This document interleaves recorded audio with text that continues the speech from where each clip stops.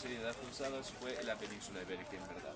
Partiendo del sur de Francia y del reino de las Asturias, bajaron al sur, reconquistando el territorio. Un caballero templario llamado Vímara Pérez, asturiano, es el señor que está delante de la catedral de Porto en su caballo, fue el que, saliendo de Asturias con sus hombres, siguió reconquistando territorio hasta que llegó a Porto en el año 868. Y el territorio siguió controlando las tierras reconquistadas, como los otros también cruzados siguieron controlando. Implementó su gobierno del territorio acá en Guimarães, y la ciudad fue bautizada como siendo su ciudad, Guimaranes, la ciudad de Vímara, que es su nombre, Vímara Pérez, y fue la ciudad Guimaranes, que más tarde iba a evoluir para Guimarães. Pero los habitantes de Guimarães aún hoy son llamados de guimaraneses. Bien, acá era el centro, vamos a decir, administrativo oficial de su gobierno.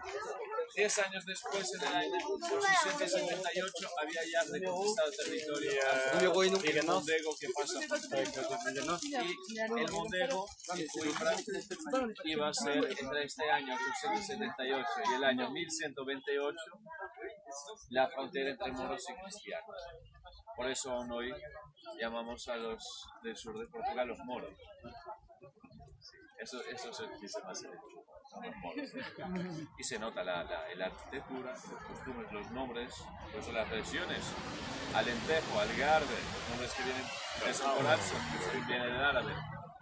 Y en la genética también se nota la diferencia, está mucho más presente la genética mora allá que la otra acá. Hay que no olvidar una cosa, hablé de religiones, pero no todos los moros eran musulmanes. Eran las tribus del norte de África, pero no eran todos musulmanes. Yo puedo decir que los árabes también no son todos musulmanes, porque muchas veces la gente asocia moros a musulmanes, pero no son. Moros eran las tribus del norte de África, pueblos del desierto. Bien. Lo que pasó, y muchos de vosotros ya conocen esta historia, es que Fernando I, rey de las Asturias, que estaba promoviendo las cruzadas, ha visto que estos cruzados se quedaban a medida que reconquistaban más territorio, se quedaban con demasiado poder. Tierra era poder. Y podrían convertirse en una amenaza a su poder o querer independizarse. Así que decide darles títulos, dinero también a ellos, tierras, pero quitarles, controlarlos, y entonces crea los otros reinos de Galicia, Castilla y León, Aragón y Navarra, y los regala a sus hijos. Les regala la independencia, todavía sigue controlando y ya no son una amenaza porque son sus hijos los reyes. El territorio que se quedó entre el río Miño, según los ríos las grandes fronteras, el río Miño acá al norte y el río Duero, se juntó con el que estaba del río Duero, segunda etapa de reconquista, del Duero hasta el Mondego. Entonces, el Duero de la frontera se junta el territorio de Portus, el nombre latino de Porto, romano de Porto, con el territorio de Gaia, Cale, el nombre latino de Gaia. Entonces se juntó el territorio de Portos al de Cale y se formó el condado de Portus Cale, que iba a ser parte, hasta 1140, parte de Castilla y León, que se quedaba al norte del río Miño.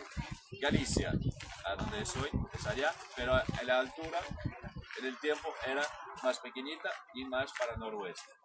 Los gallegos cobizaban este territorio de los castellanos, el condado. Yo ahora voy a saltar en el tiempo, no me tardo mucho más, pero esto es importante para contextualizar esto. Acá, una cosa pequeñita, hay una condesa, el conde era Hermenegildo, era una pareja jovencita, se vienen los condes de Portus Cale, su mujer era Mumadona Díaz. Después de tomar el poder, poco tiempo después, el conde Hermenegildo murió y la condesa se quedó sola gobernando. Y a la vez de abdicar de su poder para otro, incluso porque no tenían hijos, ella se convirtió en una monja, Clarisa, fundó en el centro de la ciudad, en la parte más baja, un convento, esto fue en el siglo X, 900 pico, fundó un convento y una iglesia de Santa Clara. Allá vivió hasta el final de su vida, pero siguió controlando. El problema es que se fragilizó su poder, porque en caso de amenaza ella, como líder, tenía que liderar los ejércitos en batalla, y ella no tenía formación militar, no tenía su esposo que había morido. Y entonces, para se proteger, como la gran amenaza de los moros, mandó acá en la parte, no la más alta, pero la que tiene mejor control sobre el territorio, mandó construir un primer castillo. Era solo un muro de madera y una torre adentro, para tener los militares, preparar las batallas, no se quedando muy cerca del convento, porque no, eso no era bien, no era bueno, estar los militares junto con las monjas. Sí. Y entonces se quedaba acá, pero cerquita, por la vía romana que baja, el camino de Santiago, se conectaban. Entonces rapidito, en caso de ataque, ellos podrían bajar y protegerla, o ir a buscarla, rescatarla y meterla acá. En el año 1096, 1089 es la catedral. En el año 1096, Alfonso VI de Castilla y León regala a su hija legítima, Teresa de León, ilegítima todavía reconocida. La legítima era Don Urraca. Don Urraca la regaló en matrimonio a un cruzado, Don Raimundo, y les dio tierras, el dote, claro. A Dona Teresa de León la regaló en matrimonio a un cruzado francés, Enrique de Borgoña. No se sabe, por cierto, por qué le dio esto, o porque Raimundo ya estaba con muchas ganas de poder, o porque también se cuenta, y lo que dice es la altura, que Don Enrique era un mejor estratega militar y líder militar en batalla que Don Raimundo. Y entonces por eso les regaló el condado de Portuscale, que hacía la frontera sur con el territorio moro. Entonces la amenaza acá era más grande. Viene para acá, para Guimarães, vivir al Empezo. Don Enrique de Borgoña, en el mismo año, no sé por qué, no le gustó Guimarães, ¿no? Manda a construir cerca, o quizás porque ya pretendía continuar a reconquistar el territorio de los moros, manda a construir en 1096 el Palacio Real en la parte alta de Coimbra, sobre el castillo moro que ya existía ya desde el siglo, construido entre el siglo VIII hasta el siglo X. Esa es donde está hoy la universidad. Allá manda a construir el Palacio Real. Cuando se queda listo la construcción, se cambia para allá con Teresa de León, su mujer, la condesa. Pero acá de inmediato manda sustituir también el castillo de la condesa de madera por una muralla de granito, la mayoría de lo que está acá, y una torre dentro, solo para preparar la defensa de la ciudad en caso de necesidad. Después, en 1111 nació José Enrique. Nació José Enrique en 1111.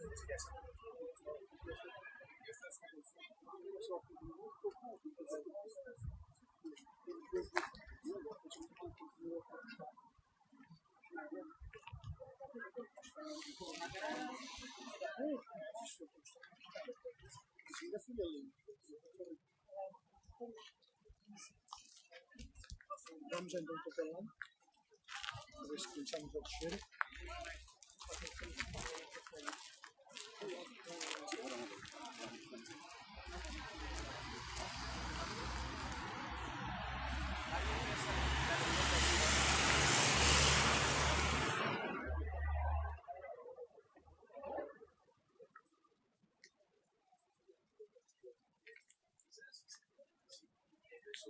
Desde chiquito a construir su liderazgo, porque contaban que además de ser un noble, de ser rico, ¿no?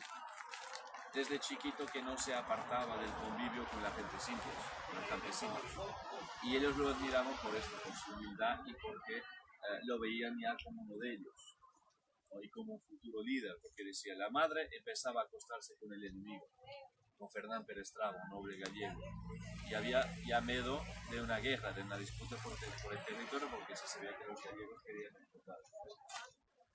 Y el chiquito era uno de ellos, como lo vi. Entonces pensaba, este es lo que nos va a defender. En verdad su madre se casó con Fernán Perestrava, empezó a privilegiar más a los nobles gallegos acá que a los nobles del condado. Nadie estaba satisfecho. Los nobles, sacando menos dinero también de la gente, ya no pagaban lo mismo a la iglesia de su tributo, la iglesia también lo estaba pagando. En 1125 Afonso Henriques tenía 14 años. Llega su madre y le dice: madre, tú que duermes con el enemigo, tú que estás acá, te vendeste a los gallegos, ahora te vas y yo me quedaré gobernando porque ya soy un hombre. A los 14. A los 14. Y su madre, claro, le ha dicho algo como: ¿qué ha hecho él? Cogió el apoyo de los nobles, cogió el apoyo de la personalidad más influente en la península ibérica en altura, aún era él, el arzobispo de Braga. Con su apoyo va hasta la catedral de Zamora. Allá se armó a sí mismo caballero, como hacían los reyes.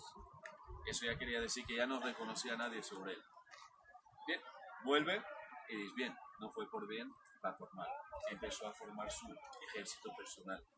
Su ejército era sobre todo con un puñado de nobles y campesinos. 3 años después, en 1128, tiene 17 años. Y acá empieza verdaderamente la historia. Tiene 17 años, vivía en Coimbra, su madre también, ya antes, pero acá era oficialmente el centro del condado. Entonces llega a su madre y le dice: madre, ahora tengo mi ejército, por bien o por mal te vas, tú y tu esposo gallego y su ejército. Claro que no lo aceptó. Y entonces acá, en los campos de Samamedia, así se llamaban estos terrenos, por allá, ahora donde es el parque, por acá, de este lado del castillo, se encuentran los dos, madre y hijo. Y ella, con su esposo, liderando el ejército del condado y un ejército gallego, militares. Y Afonso Henriques, con 17 años, y sus campesinos y pocos nobles. Al final ganó el hijo. Ganó la batalla, sé que era una muy buena estratega militar. Ganó la batalla, su madre fue exilada, murió con 50 años, vivió enclausurada en un convento hasta allá. Los gallegos se fueron de acá.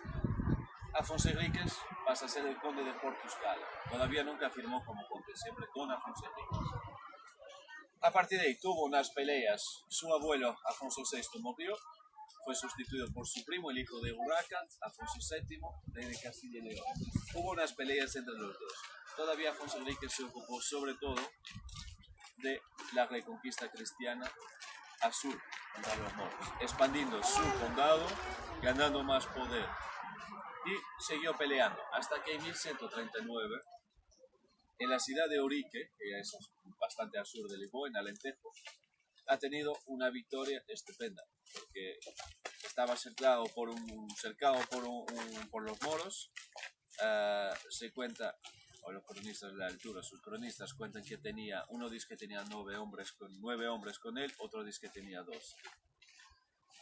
Pero poquito sería. Y tenía un ejército musulmán alrededor 5 veces más grande.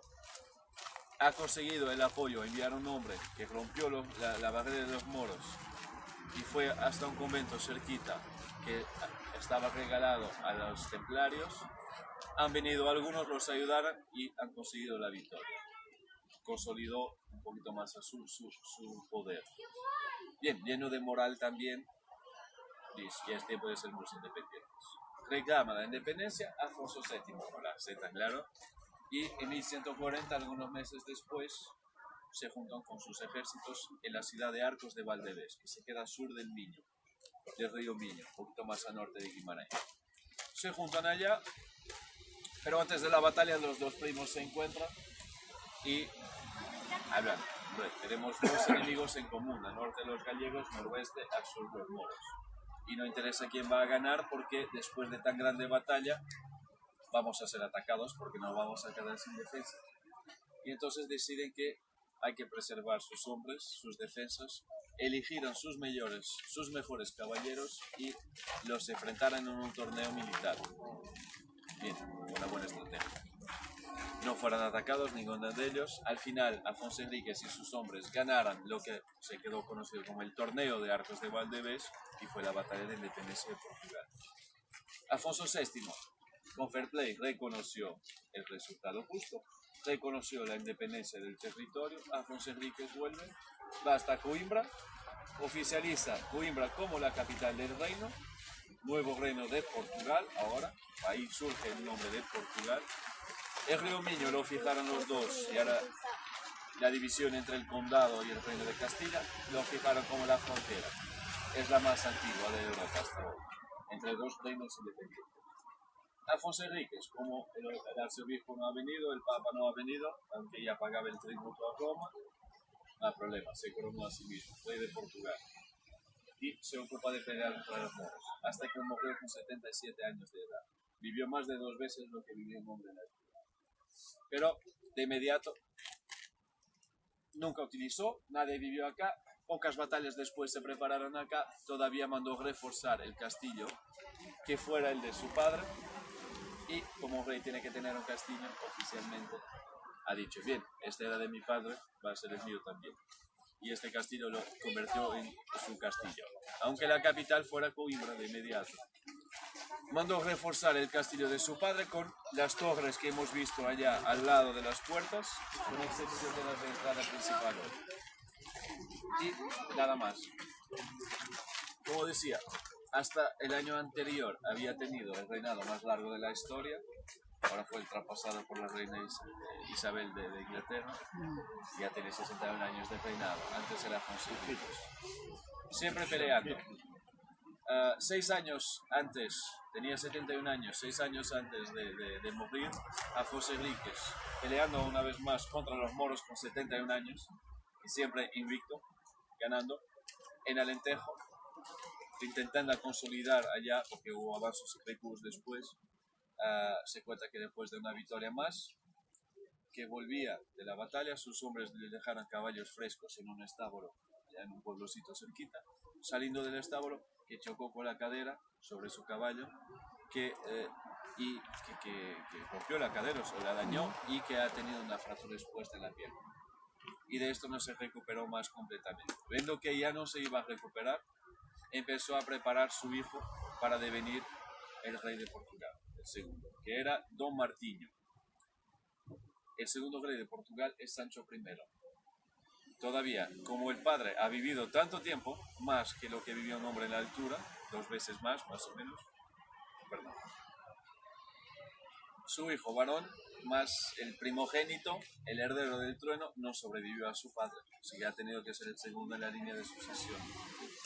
Y como no contaban al empezó él y la reina Mafalda, su esposa, no estaban pensando que iba a ser el rey, le llamaron Don Martiño, un nombre de bautismo. Pero Don Martiño no era un nombre con tradición real, nombre de rey, vamos a decir.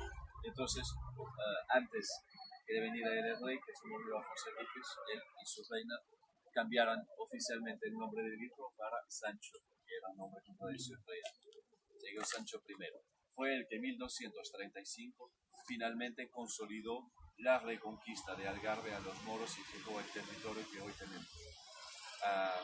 Y se intituló Rey de Portugal y de los Algarves. Más tarde va a ser solo de Portugal. ¿Seguimos? Gracias por la paciencia. Muy completo. Fue un resumo, Bueno, ahora ya vamos para adentro. Pero llevamos toda la historia, ¿eh? Bien contada. Alrededor de la puerta principal, así como la muralla, son del siglo XIV. Y se bajó también la puerta original. La puerta original vamos a ver la más alta. ¿Por qué? Porque entraban siempre en caballo.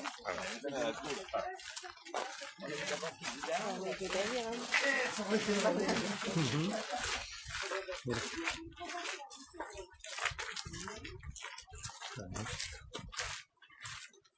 Qué emoción de entrar en un castillo así cuando te han contado la historia que te han contado.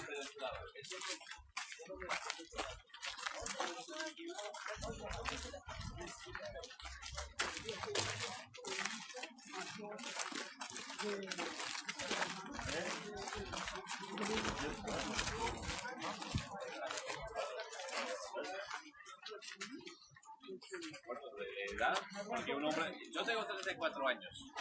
Un hombre de 34 años en aquel tiempo yo estaría ya, sería un anciano. Estaba al final de mi vida, sobre todo siendo un militar. Mi padre vivió hasta los 77.